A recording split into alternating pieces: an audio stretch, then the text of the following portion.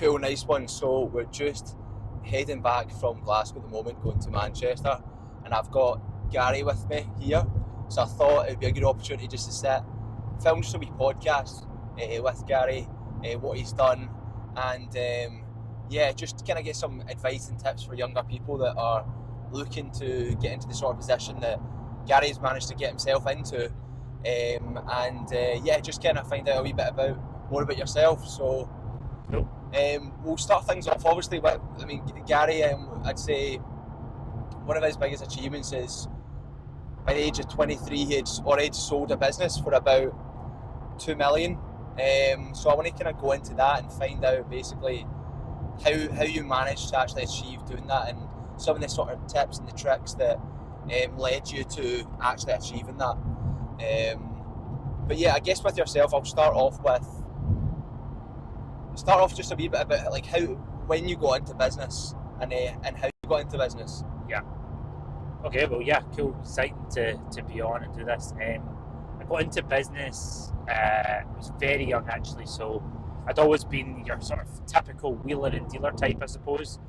So when I was like 12 or 14, at some point I had a sweet shop on the street, and I was that kind of kid, and I was selling sweets at school, and I was quite techie when I was younger. So in the very, very early days I had a Windows Vista computer, and I learned how to code websites off of different YouTube videos, and I got my first web design client. I would say the first proper entry to business was I got my first web design client when I was 14, and my mum literally sat there waiting outside while I closed this client at a local cafe.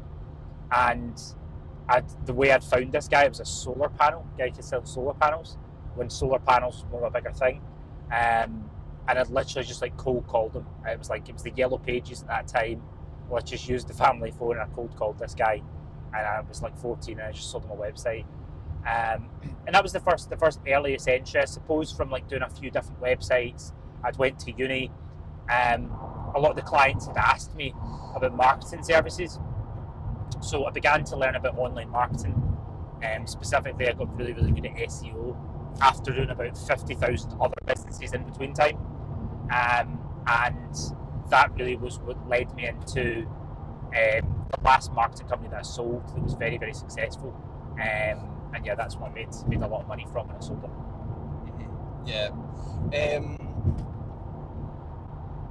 With that, like, one of the hardest things I think most young or sort of aspiring entrepreneurs like struggle with is actually getting clients. And I even remember when I first met up with yourself, really, I remember you had your actual Get Me Links, the previous business for SEO, and that was going, and you were bringing on a lot of clients. Yeah. And I guess you had scaled that up to about, I think it was like 300,000, I believe. Yeah, 350. I think 350, 380 at our peak a month. Yeah, it's about 300,000 average a month.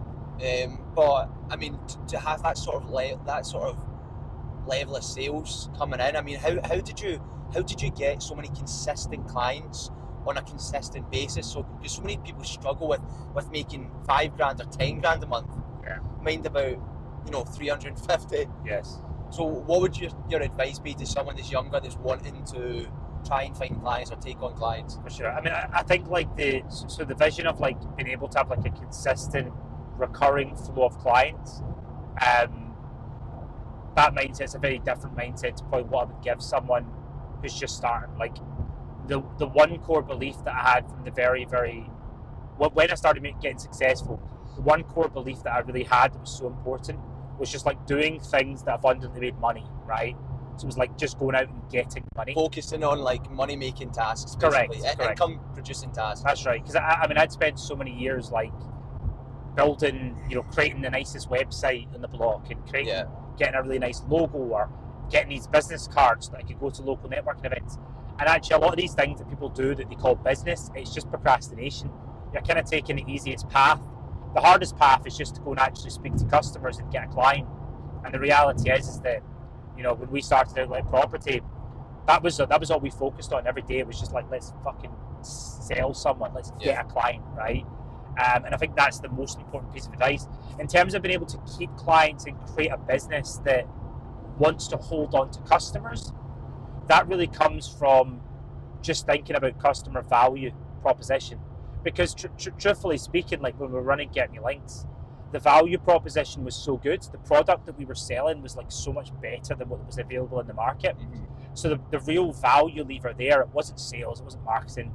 Retention came from just delivering a good service and a good product.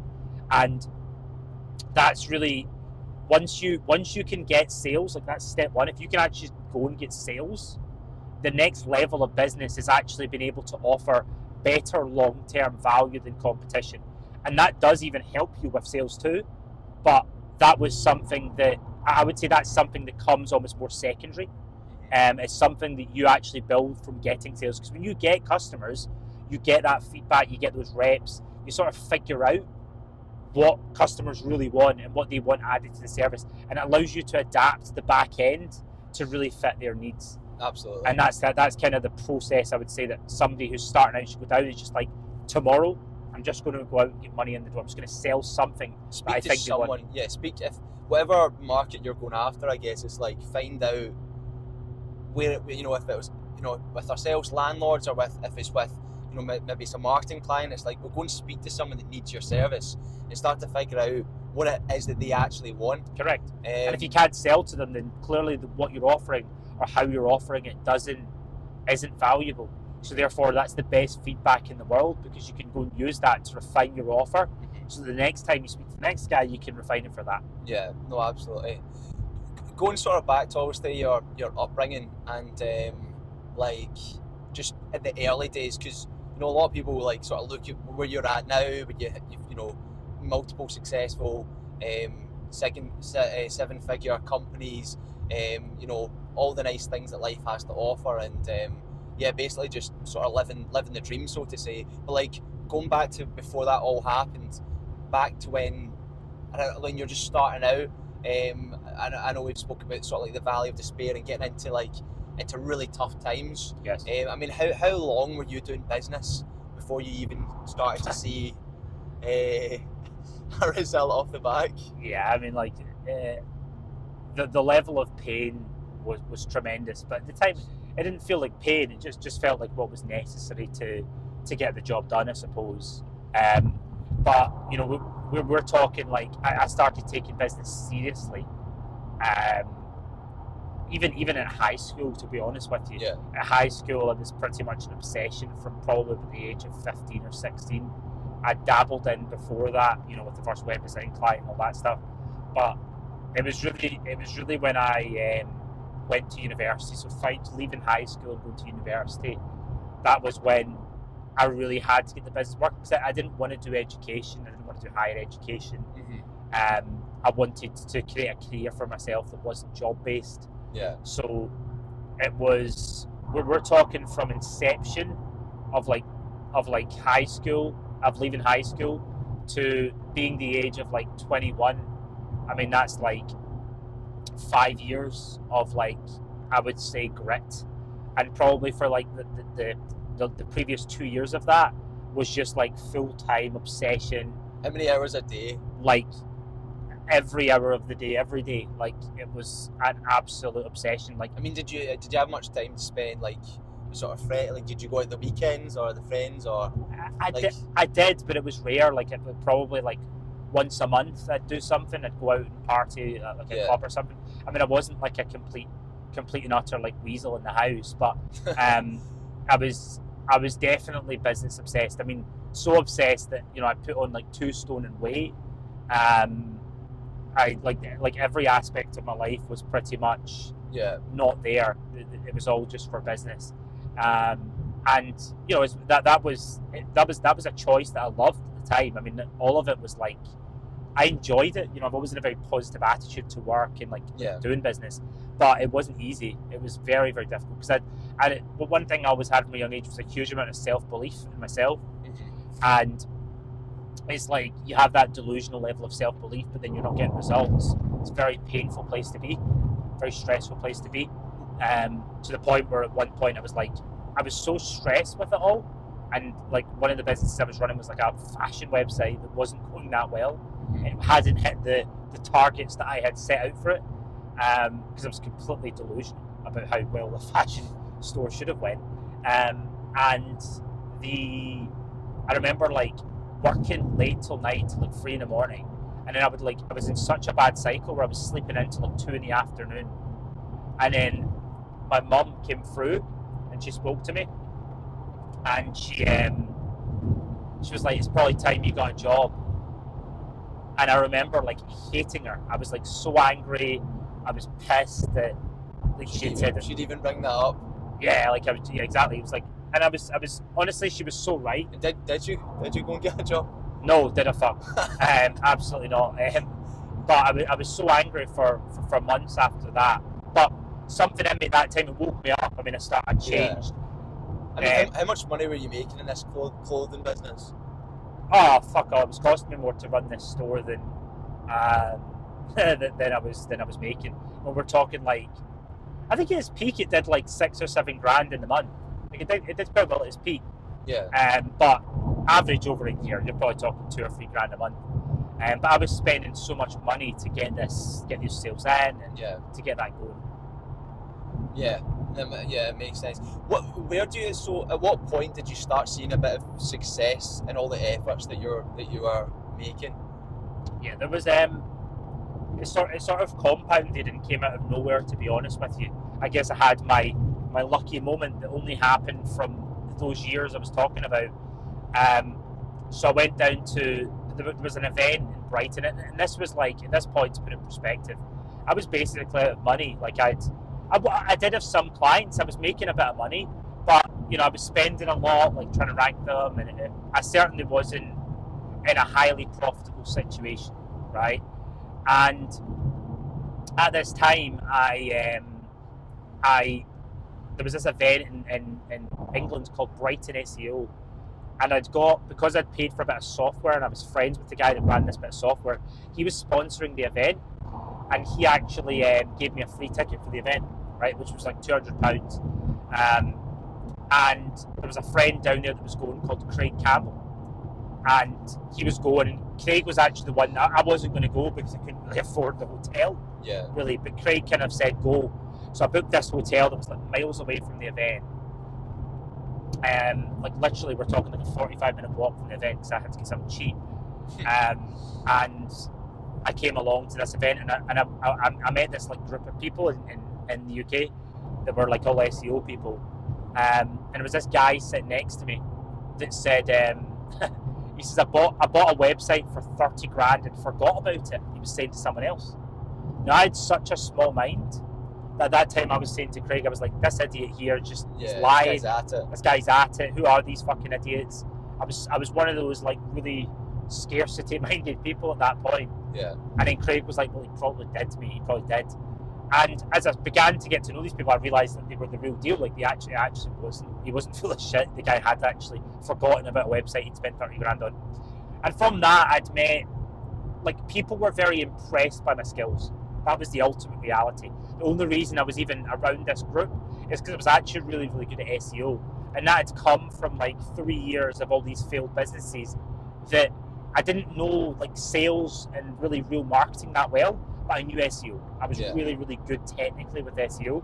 So I began to come quite close to these people. And from there, like I effectively got a break, I suppose. Like there was another guy I met called James Dooley, introduced through Craig. And then he knew a guy that was starting a link building company. And that was really the end of the start of the end, really. It was like, I became the supplier for that company, ended up buying that company, and then that was the company I sold. And all of this happened like within a year or 2 years. So sort of going back to it, so like obviously after this event you met people that were already quite successful in the same sort of industry that you were in. What did you see after that? So after you'd sort of went and met these individuals, like talk me through the months after of like how did you actually start to sort of pick business up? So what had changed? What had they taught you? Yeah, What was the change? got it. Yeah. So the biggest thing, to be quite honest, it was just being around people who had ran businesses. So, and people who were actually making money in business.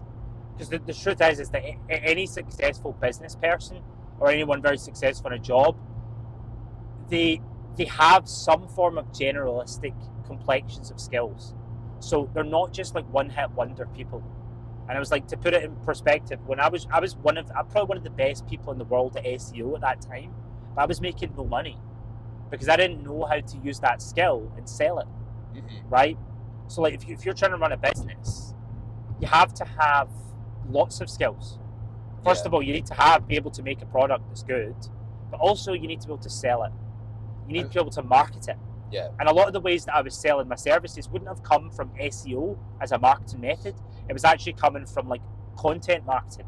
So that was again a skill I didn't know either. So from meeting these people, I very, very quickly learned the other bits that I was missing in the jigsaw, because these people were guiding me. They wanted to help me, and these people were giving me a sort of view, I suppose, that I didn't have. Makes sense. Because I mean, I'm just thinking when you were speaking there about a guy we know who's probably one of the best sort of marketers for his age. Very good marketer, but not very good at sales. But it's like you do need to have that sort of. You need to be a well-rounded individual. That's correct. To run a business. That's correct. I mean, like the business he's trying to sell at the moment, but the businesses that he's actually speaking to, he could genuinely go in and really make some damage and really, but he can't, because he's missing that sort of sales element. That's the thing that's kind of correct, holding him back. So for you, I mean, I guess what sort of skills do you think you had lacked at that point when you were just kind of coming in? Yeah, I would have said sales was a big one. I mean, sales is like one of the most difficult skills as well. 100%. I mean, it came because of the belief I have in myself. I learned it pretty quick when I understood where I was going wrong.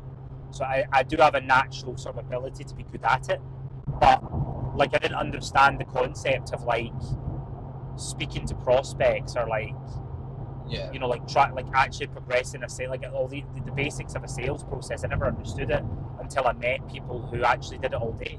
Yeah. And it came very intuitively just from knowing people and getting guidance on like what to do. Like sometimes you're in a situation and it's like somebody doesn't buy your product, and it was like back in the day I might have just like left that person, but then one of these people I'm speaking about would say to me, "Oh, just phone that guy and just say like this, you'll buy it." And it was like giving you just that confidence to go and do it. I will call him. That's right, because somebody who's been around the block, it's done it before, can show you. I mean, it's the same applies to someone that's good at sales. I mean, sales is an incredible skill, but if you want to be a business person, like this, what happens is a lot of salesmen struggle in the business world, right? Good salesmen can struggle in the business world because they end up starting a business and the fulfillment bit gets missed. Yeah. So they end up selling shite. Yeah, they're good at bringing on clients, but not good at keeping them happy, not good at holding on to them, right? So so it's like every like a really good business person's well-rounded. They understand a good amount about lots of things. They're more of a generalist than anything. And actually, the best business people are not just a generalist in a lot of things; they're an expert in lots of things. Yeah. If you look back at Get Me Links, what's like sort of the moments or memories that you've got in that business that you look back most fondly on? Oh wow, there was quite a few. The best bit was definitely the people I knew in the industry and the people I worked with. Yeah, that was definitely the best bit. Probably of anything I've done, it's always comes back to people. Seeing people grow or knowing certain people, and there was a really great community in the SEO space that was amazing at that time. And the other bit that was really exciting is it taught me how to market. And there was like a process when I was scaling up Get Me Links where I met this guy called Luke Kilcoyne, and I was just learning about direct response marketing and how to basically create like a repeatable engine for a business to like scale it. Yeah. And I would say that was the most game-changing time of my career to date, because I can really look at almost any business and know how to like scalably grow it. Yeah. Like using statistical data and actually do that with marketing. So understanding the skill of direct response marketing was like one of the best things I did during my time running Get Me Links. Where would you say? How did you learn that skill of direct response? Again, like it was funny. I met Luke in in Starbucks, literally local Starbucks, and he was running an e-commerce business, right? So this is a prime example again. So Luke's an incredible marketer, great, one of the best marketers I know, naturally talented, had learned copywriting for years, and he had actually ran up a few e-commerce stores to pretty high numbers, but they were never successful because he didn't understand how to really make a good product and like how to like keep customers, and he was doing like a lot of kind of spammy drop shipping in his early days. So when I met him, he was great at marketing but didn't know the sort of business and fulfillment side, and I basically kind of consulted with him at the time because I was just like, you're so good at this marketing stuff, I want to learn how to do this for my business.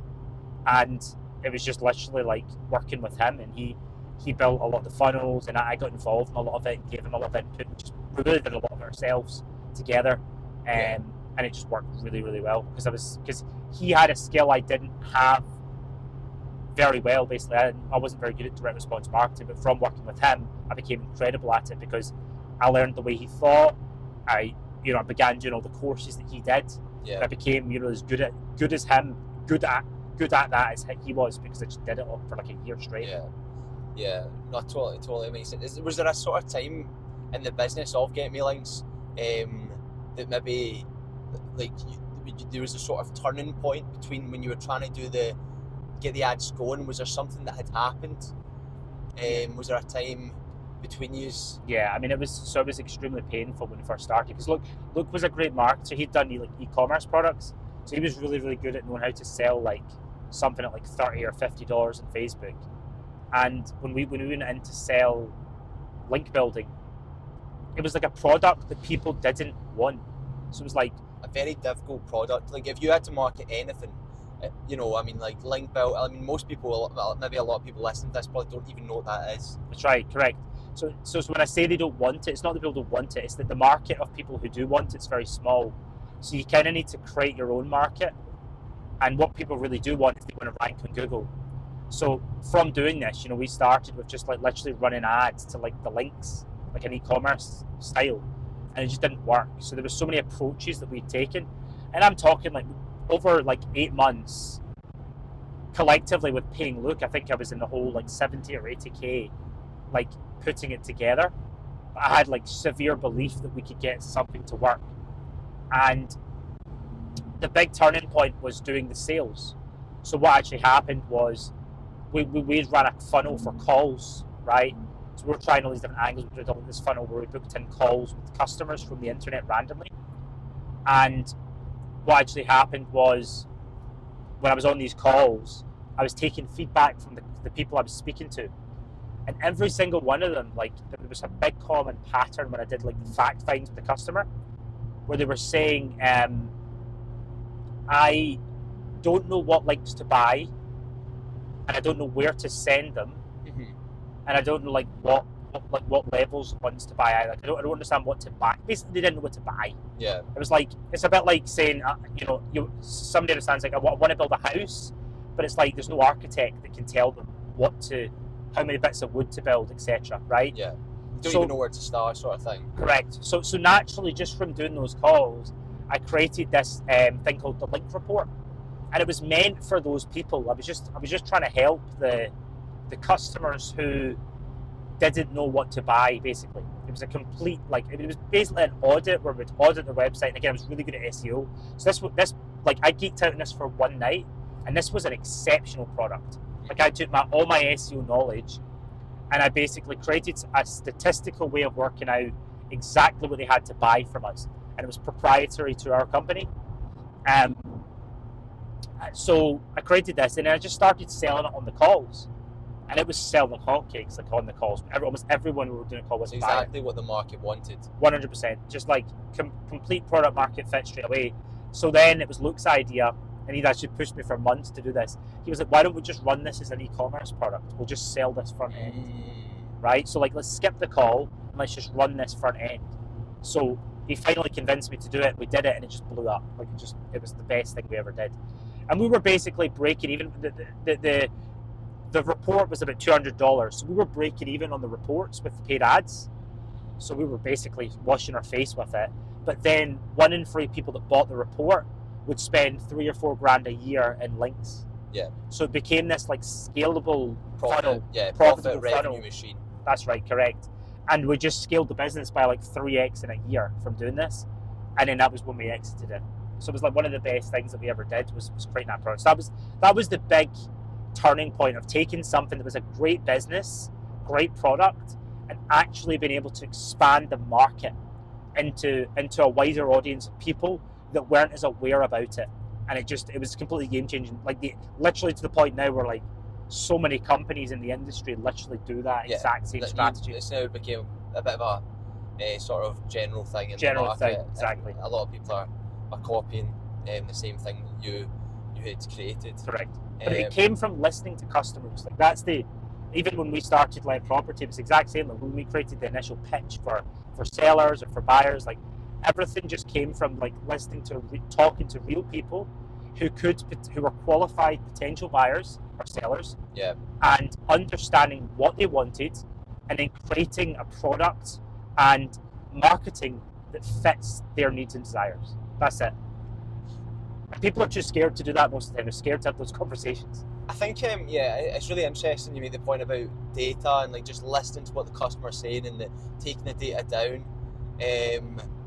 Was there not a story about you and Luke where you had basically, was it sticky notes in a hotel or an Airbnb?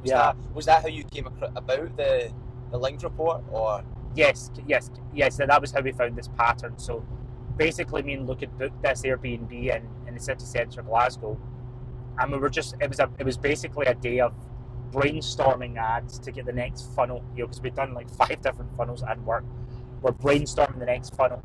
We wanted to, like, because Luke was a copywriter, he cared succinctly about understanding who the customer was at a very, very deep level.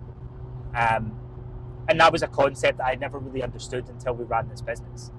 And we just noticed that similar problem from doing that. And what we literally did is we got Jasper in sales, and even me when I was doing a lot of the sales calls, we were doing half of the calls each at the time. We would write down, we would answer like some questions. It was like, what are you looking for? It was very basic. Like, what are you looking for? What's your biggest problems? What's your desired outcome? Like I think it was literally those 3 questions. So simple. But I mean, that's like the key questions. It's like you can build a business around that. Correct. Like just like, where are they at? Where do they want to go? And why do they want to go there? Like, what's the pain? What's the thing that's going to make them go there? Right? It's the stick and the carrot. Correct. Exactly. The fears, but then their aspirations. Exactly. So you just understand that. And like Jasper initially was doing it, and he wasn't writing good detailed answers. And I was like, Jasper, I want you to like write me an essay. Like that doesn't sound like Jasper. Yeah, I know. I need like an essay. I need like juicy shit. Because even if you don't close this client, I want to at least know what the fucking guy wants, right? So we took all that and we took like a spreadsheet of like, I think about 50 or 100 customers, and we just started writing down the little things that they all said. Some of them was like, go on a golf course with their family. It was like, oh, that was the kind of like heaven where they wanted to go. And then we wrote down the hell of where they were. And on the hell was like, as I was saying, a lot of similar stuff. It was like, didn't know what to buy, confused about what company to use and why, confused about what domain rating of links to buy. It was these kind of things. There was a lot of confusion about what to buy. That was the pattern we saw from this. Like, we literally took a white wall and we put on like 50 sticky notes of like all these things, and we just started like fucking really understanding who are these people, what do these people want. It's about like breaking down the data. Correct. To give the confidence and understand. Right. Yeah, there's so many businesses that I do feel like are just in autopilot. sort of flying blind, so to say, and they don't look at these fundamentals. And just by looking at it and running the data, you can discover so much. That's right. But no, that's quite interesting. So kind of moving on then into obviously where you're at now at Let Property. So how did you go from sort of like this sort of marketing, sort of digital marketing world, and then why did you venture into like estate agency? I don't know if you relate to the word an estate agency owner, but Yes. I mean that's technically what you are. Yes. So I mean, how did that come about? Well, so when I was running Get Me Links, the one thing I really knew with that business is that there was a true limit. And around this time, like I mean, I was listening to, I'd kind of went through the ranks of my career, I suppose. When I first started, the goal was to get to like $100,000 a month. Yeah. And that in like the SEO world was like insane, you know, for the groups of people. But that was like the first rung, and I used the link building company as the vehicle to get there. And I did after like a few years of grit. We got like to a few $100,000 a month. But like the thing that I was really aware of is like when you get to that level, you sort of start to then look at people doing, you know, $1 million a month, $2 million a month, or 10 million a month, right? You start to look at sort of bigger players because you want to level up. And what I really understood was there was a real limit to the market that I was in, truly. And it wasn't like a lot of people use that as an excuse, but there truly was, because like you just got to look at like other companies in the space, and you can sort of see what the biggest one was. And the biggest company in the whole of like the SEO industry, that what we did was a much bigger, did much wider products than us, and they were literally doing like you know, 20 million a year, I think. Yeah. Which seems like a lot, but it's actually not a lot when you consider like the next company does probably like 5 or 10 million a year. Like these, it was not a huge industry, right? Yeah. So I realized that, and I was like, right, well, probably realistically, I can get this thing to like $1 million a month, but it's gonna be hard to scale beyond that, right? So I was like, okay, well, I probably could look at selling it, right? And when I was selling it, I was getting into it, and I was thinking, I'll do something else. I'll do something with much more potential. And when I was selling it, I was buying property, right? So I was investing in property, and I'd done like a couple of property courses and things like that on property sourcing. The reason I was doing that is because I was actually running ads, taking the direct response marketing knowledge I had, and I was running ads to get properties for myself. And I had a few friends that were buying properties as well, and I was kind of like sourcing to them just to like pay for the ad cost. And it sort of developed into this, well, you know, when I sold Get Me Links, I sort of built this sort of belief that this could be the next thing that I could do, because it was a really big scalable market, high ticket product, really similar to what I'd done with Get Me Links, with like a high ticket offer, and it was very, very easy for me to run ads for. And naturally, from doing that, I was working with like a lot of landlords and stuff. So I'd just done an angle on like landlords, and that had to become like a really good like niche basically for me to buy my own properties. So it then sort of expanded into, you know, what was originally kind of general property sales company to like a specific landlords one, and that was the exact time I met you. Was when Let Property was actually starting, and that was when it became like a proper business that, you know, we got to blow up quite quickly. Yeah. Going back to like the sales, so like just before we kind of jump into the Let Property stuff, like, so how do you even like how do you even go about selling a business? How does that work? You know, you just kind of get curious, and you start asking business people. I mean, like I was at a lot of events, and you know, inside the SEO community, there was quite a lot of people that had sold websites and things like that. Yeah. And from that, you know, it's like, oh, who's the broker? Who's the guy? You know, and you'd meet people at events. So just putting myself out there and actually being around other business people, asking them, you know, how do you sell a business? Who is it you speak to? How does the process work? You just kind of naturally learn. And you know, there was a guy at one of the SEO events that kind of specialised in a lot of sales for like SEO people. Yeah. Bigger sales, which was kind of what my business was, a multi-million-pound sale. And he just kind of took me on as a client. And the minute you sort of enter that world of selling, you know, I would say all the people come up by themselves. Yeah. You know, you end up with all the accountants and the lawyers and the. I mean, we know ourselves even through like property, the amount of messages or emails we get Right. weekly or daily. Just Oh, being in that world, yeah, like You everyone, kind of get it's probably when you get to a certain size, people will start asking you. they find you. Yeah, Yeah. exactly. One of them ones. The minute I got that agreed sale, as I say, all these people just really started like coming around, and I don't even feel like I had to do very much to find them. You know, Yeah. you become a very lucrative client. See, going back to like selling a business, what's something that you wish you knew at the start of the process that you know now?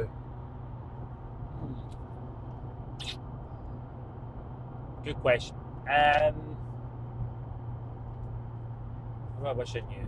Do you know, honestly, like the process was a lot like smoother than I thought. Like the business like struggled a bit when we moved it on. Like so the one thing that was apparent was like, you know, we when I sold it, we'd taken out like our head of operations and things, and this new buyer basically came in and took sort of full control of the business and changed quite a lot.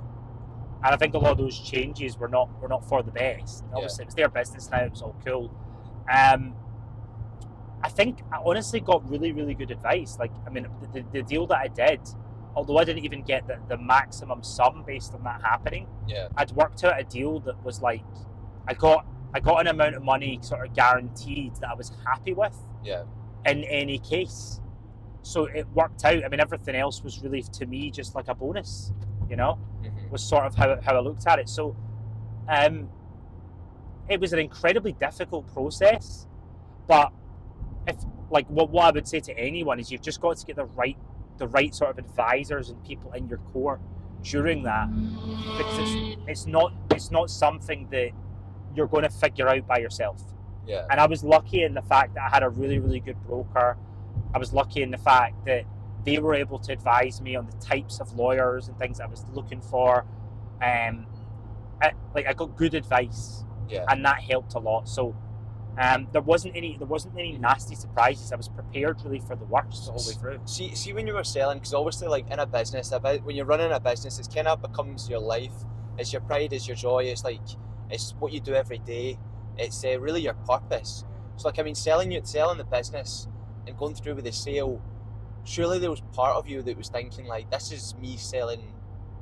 Like, were you not thinking about? Were you already thinking about the next thing? Like, were you? How did that work? Yeah. So I was. So I mean, as it was selling, I was already kind of like Thinking, what should I do next? Yeah, I already kind of had that. I mean, I'm not going to be someone that's going to sit there without a plan. So I was very much had a plan of fairly big visions for the next thing. Although I didn't know how that looked yet, right? But I'd say I wasn't really into the landlord stuff yet by this point. What I would say is I underestimated that completely. So like when I sold the business, I thought like I didn't really have too much of a feeling of emotional attachment, I suppose. Yeah. I was like, it's just a business. But when I actually left, it wasn't like I lost it. I had the emotional attachment and I missed the business. But what I did miss was the life that the business gave me. And I missed that a lot more than I thought I would. So, for example, there was a lot of people that I now didn't spend as much time on. And I was literally like, I went from like running this big, like multiple 7-figure a year business, working in really high level shit, to like in our early days, like doing property viewings. Yeah. Like literally at 6 o'clock at night, letting people into a house to sell them a house. And I had, you know, that was all stuff we had to do to learn the basics of the business and how to sell houses. And get, you know, to just go through that grit and that sort of valley of despair of figuring out how this business even works. It was the right thing to do. But that was a really big change. And that was a change that I was less ready for than I actually realised. Because I remember literally the day I sold and I got a lot of money in my bank, I was literally sitting there like pretty empty. Yeah. Like I didn't really know what to do with myself. So although the business sales went well, the thing that was really freaking hard was adapting to a new life and a new world. And I think probably had I been more prepared for that, even if I did it next time, I think I'll just be more prepared, knowing, because I didn't know why I was like kind of sad at that time either. Yeah. I didn't understand that I was getting so much fulfillment from running that last company and doing all the things that last company did. I didn't understand that clear enough at the time. Yeah. So just kind of having better expectations. Correct. And that, like, literally you're going to go and sell something you've built for 4 years to build this perfect lifestyle, and that perfect lifestyle is going to disappear overnight, and you're going to feel even more pressure to get that lifestyle back and more again. Yeah. But you're at square one again. Yeah. And that's hard. Did you have any doubt at that point? No, I didn't have doubt. I had a point to prove. Like, I remember, I think, saying to you in the early days, I was like, I need to show I can do this again. Do you know what I mean? So I knew I had to do something to prove. Yeah. But there wasn't. And even if the next thing didn't work out, you'd move on to something else. That's right. I have that core belief that there's something. I'll always make something work. You put me in McDonald's and I'll end up running the company. It's just kind of like, my core belief is just always that it will work out. It will work out in some kind of way. Yeah. No, it makes sense. Then obviously from there, you started the let property, selling the tenanted investments, and kind of built that out to where it's at now, where there's over like 1,100 properties on the market, selling a huge amount. It's been nuts. Own quite a large sort of percentage of the market for tenanted, property sales. What's your like why now? Like what is it that gets you sort of up in the morning? What are you shooting towards nowadays? I honestly see, I've always, from day one, and it's just been so in my blood that to me the game, like, business is just a video game. So I really do love the game, and I love the next level of it. The next level just excites me. Mm-hmm. So just doing bigger things, learning bigger and better things, I just have that core excitement for business, and that's a trait that really gets me through, I would say, the hardest of times. That combined with utmost belief puts me in a position where, like, I never feel like I'm doing a job. Mm-hmm. To me, I just love to have that ability just to go and learn something. So the concept of leveling up, and just ultimately one of the ways you measure that is just like through higher amounts of revenue. Like, the leveling up is exciting, but also I'd say one of the biggest, there was a friend of mine, I remember being away in Dubai. This was during Get Me Links, and I think it was during COVID actually. Went to Dubai, and there was this beautiful day, and we're in Dubai Marina, and we're about to go out in jet skis, and a mentor of mine just stopped me, grabbed my arm, just stopped me and looked at me, and he says, "Gary," he says, "let me tell you something. There's no point in going jet skiing in Dubai if you've not got people to do it with." And it was such an impactful moment, because it really, really just makes it so abundantly clear that people is like a massive, massive part of, like, I suppose for me, my purpose and my motivation to do things. Yeah. Like, when I think back to some of the best memories of Get Me Links, or this business, it's like, it's seeing people grow with you. It's the with part that's so important. Yes. It's like, if you were sitting doing it yourself in a room, it would be pointless. Like, it's not. Like the people part is really, really, we've been on that journey, and even if that's for a little while, just being on a journey or path with people, seeing them grow, growing with them, learning from each other, experiencing things together. That's something that really is important to me. I do actually care about other people's growth. So yeah, I'd say those are my two main mission points. It's just like playing the video game of life, and seeing the edge of the earth that almost nobody gets to see, and just doing really cool shit with really cool people, and making others great with you. Mm-hmm. That's probably the two things that really excites me and inspires me to work hard every day. Yeah. And what's your goals with Let Property then? Where do you see that going? When we first started it, it wasn't even that big a mission. Like, we were honestly just like hustling for the next house. We knew we could do like probably hundreds of thousands in sales and like make money. It was initially just about like making a fairly big business, especially in Scotland. It was a very Scottish vision at the time. But it developed into, from running the company and seeing the sort of product market fit of what we offered, I realized that it was so much bigger. And when was that? I mean, that was like, when was it we thought the whole stock market thing? What was that? That's a good question. I think probably like It's probably second office.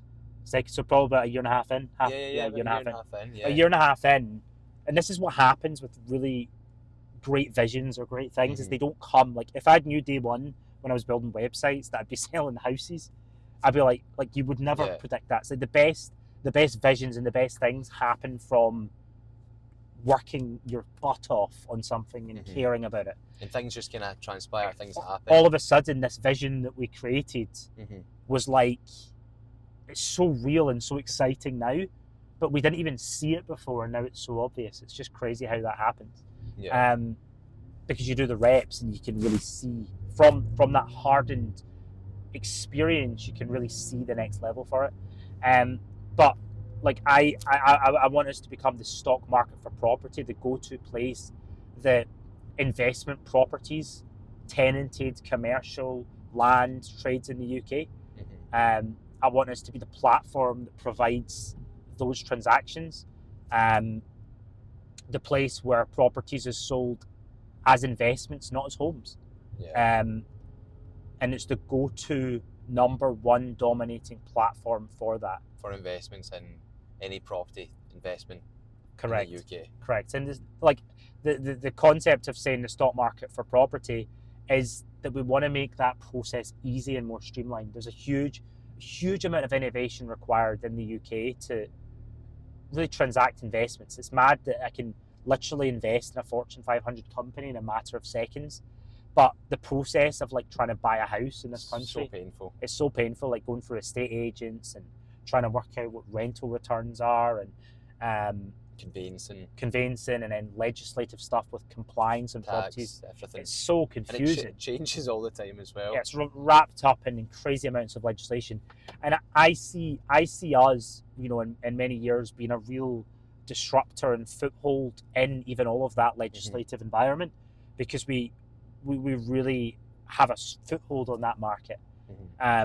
And that's what I would like to see Let Property become. It's not just something for, you know, it's not just an estate agent for properties. It's something that really makes the trading of investments easier and better. And right now that vision is in the UK, but who knows, someday that might turn into something that is the world. That might turn into something even bigger than what I see just now. But I see it as the UK's stock market for property, a place where investments can trade freely, easily, and without hassle, as easy as stocks. Yeah. And obviously, like you're kind of going into a lot more of the sort of tech side of things as well now. 100%. I think that's a huge factor. You know, we're talking about trading things easily. Like, we can buy stocks from like a mobile app. So I'm like, well, step one, let's get into that space of it. It's like, obviously we're very, very good at the sales and the transactional side of dealing with customers. That's what we've really done well in this business. But also, how do we make it easier for people to buy? How do we market properties better? How do we make the communication of sales more streamlined, right? And technology is a great, you know, the tool we need to use in order to make that happen. So the tech side of it is, I think, a key part of the lever that helps us get toward that vision. And also, it's just going to be a really good thing for customers. Yeah.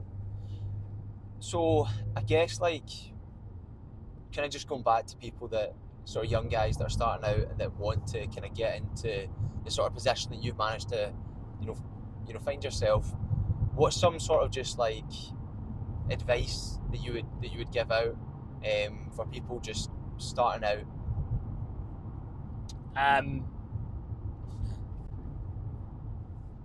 The concept of like complete and utter self-responsibility for where you're at, chasing the most painful things in anything you do, and becoming a hardened, disciplined person that can execute whatever it is you're doing. Because the truth is there's not one magic trick. It's not Forex, it's not property sales, it's not any of that. It's all you. In any aspect of the world, you are the part that's going to make it great. Therefore, you need to be better. You need to grow. And when you're starting out, you're not very good. And in fact, when you're great, you're also not very good. There's always someone better. So I think the biggest thing for young people is that they don't understand that. They see all these rich people nowadays that make it look easy. Yeah. You know, especially with social media and all this stuff. And they think it's easy when in fact it's really hard. Yeah. And it's hard for someone that doesn't know what hard is. It's not hard. It's like for us, it's not hard because we've become like hard. Your version of hard is my version of normal now, right? Mm-hmm. It's like you become hardened to deal with it. Yeah. And at the end of the day, we're all living the same hours in the day. It's just that one person's doing higher leverage things. One person's chasing the tougher path. So I would say for a young person is to find and learn skills, whatever it is you want to do, find and learn skills that are going to help you on your longer term. Like there should be intuitive things that you think, oh, that seems like the right way to go. Follow that. If that's sales, if that's marketing, if that's, you know, accounting, if that's architecture, whatever it is. Yeah. But just be great at it.